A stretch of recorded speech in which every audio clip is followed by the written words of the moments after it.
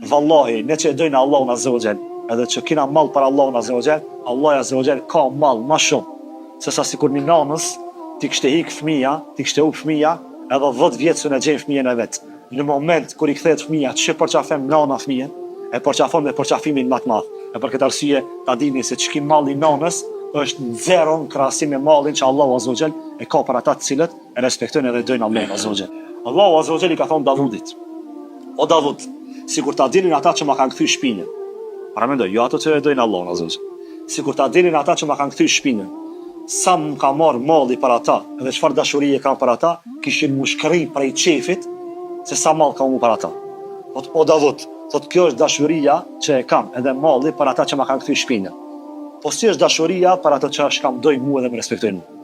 Sa është malli i madh i Allahut Azza wa Jall për ata të cilët e dojnë Allahun Azza wa Jall.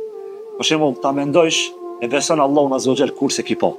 Ja praktikon sunetin pejgamberit alayhis salatu wasalam kurse ki taku. Do shas në ndër asnjëherë se ki po.